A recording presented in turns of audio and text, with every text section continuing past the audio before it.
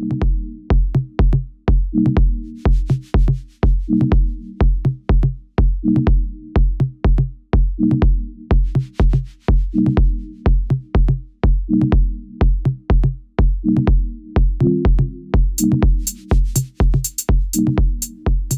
right, so I'm going to talk to you a little bit about falling asleep. Falling asleep while you are journeying. So you want to do your very best to avoid falling asleep. It can be tricky sometimes, but it's a safety piece to really keep in mind. You might find periodic dozing or like a deep, deep meditative theta state where your body seems to be asleep, but you might even like snore a little bit. But your mind is really actively conscious and in the journey. So, this can be okay. It might appear that you're sleeping on the outside, but you know that you've been engaged in your process. So I'm not really talking too much about that. I'm talking about like full on falling asleep. So the main issue is keeping up the best practices for returning to present moment consciousness and fully back into your body. And this can't really be followed if you are, say, journeying in bed before sleep, because you're more likely just to fall asleep for the whole night. So really do your best, please, to not journey in bed at night. If you are feeling tired, you might choose to sit up while journeying or even stand. Truly, it seems to be a modern Western construct to lie down all nice and still to journey. There are exceptions, of course, but more often journeyers are, dancing or spinning or walking or otherwise like moving about. So don't be afraid to get comfortable with journeying while sitting up or standing or even dancing. If you are moving around, just, try to be sure not to bump into anyone else or furniture. That can sometimes snap you back to reality a little too fast. Sometimes falling asleep can be part of the message that we are receiving. So we're being directly shown that rest is needed. So particularly if you're journeying for some best self-care practices, this kind of thing, and you fall asleep, that might be the message that you really need more rest. And sometimes too, especially when journeying in a group, what we really need most is safe rest while being held in the medicine. So if you feel like, that might be the case, perhaps just choose to not journey and choose to just sit and rest in the medicine and allow your body to receive in that way. But falling asleep is also an indicator to resistance to going deeper into the healing work that's at hand.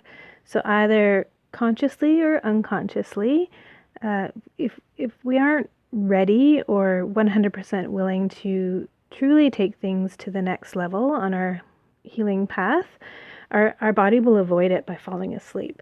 So you might find, you might use that as an indicator if you are chronically falling asleep right before, the real meat of the work. Or if every time you journey on a particular topic, you keep falling asleep, take an honest and, non-judgmental look at yourself and really self-reflect. Ask yourself a couple of questions. Are you open to the answers that you might receive? Sometimes we think we are, but we're really not open to all of the answers that we might get.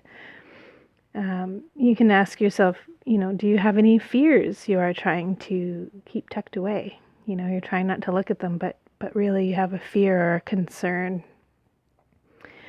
Ask yourself if you are really ready to receive guidance from spirit.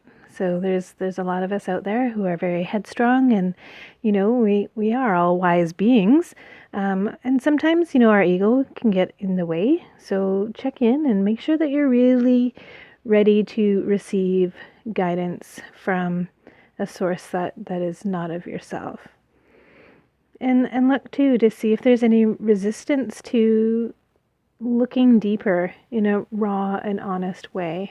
Whatever the situation is at hand that you are journeying about, just feel it out in your body. You don't have to always use your mind to find these things out. Feel it with your body. Is there anywhere that's holding resistance or really truly not ready? And that's okay. If you're not ready, that's okay. You might be ready to take it to that deeper place at another time or after you've done different work. So really being honest with yourself is really being in integrity. And the best practice for returning to our body and returning to the ordinary world whole and completely present is to retrace your steps back through the journey. So you've gone on your experience, you've had whatever happened happen, and when you're done, you want to retrace your steps back, follow, go through all the stages that you went to get there. So move through the portal from the lower world, or the upper world, back into your power spot, that beautiful place in nature that you will become very familiar with, and bring your awareness into the room that you are in and fully into your body by wiggling your fingers and toes, stretching, touching your face, maybe having a drink of water or a little bite to eat. So if you've done all of that and you find that you feel kind of spacey, or like I said, if you've fallen asleep and you've come out and you're feeling kind of spacey, not really fully back, your mind and body feels this nagging pull back to the realm of spirit. I'm going to give you 3 things that you can do. You can tap on your sternum, so your breastbone. Just repeated light tapping for a few minutes, and either just with your intention or maybe saying it aloud, like, I welcome and call all of myself back home to my body. So it's a EFT trick, emotional freedom technique. So tapping on your breastbone really brings all of yourself, all of your energy, all of your spirit back into your body. So that's my sort of first go-to. You can also just nip back into the journey, to the main place where you were at, and retrace your steps back out from there in a much slower, more mindful way. So saying goodbye to whoever you were interacting with, giving your thanks, this kind of thing, and retracing the route that you took to get there and going back up into your portal and like I said before. So you can just sort of take a moment to sort of step back in, and it'll be easier to sort of step back into where you were if you weren't fully present in the first place. If you haven't fully come back out, it's sort of like the energy is still there, and you can just sort of step back into a journey right back into this sort of main place where you are at, and really mindfully and slowly take yourself fully all the way out. You might also just really take some time to ground yourself. So either with your breath and energy and visualizations, or you might actually go outside and put your bare feet and your hands on the earth. If you have a tree nearby, touching your forehead to it and pressing your body against the trunk, just spending a little bit of time breathing and connecting to such a still and rooted being can be very, very helpful. You might also want to, maybe this is 4 things, I don't know. You might also want to hold on to a stone, like a good size rock, or if you have some dark colored crystals, like onyx or black tourmaline or hematite, this kind of thing. So dark crystals, they're very, very grounding. And so holding that or working with that, even just putting it in your pocket for a little while as well, it just helps your energy attune to their dense grounding energy.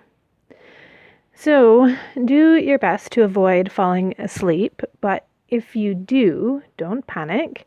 You have some methods, some tips and tricks now to support yourself. And if you ever really need support in a bigger way, just send me a message.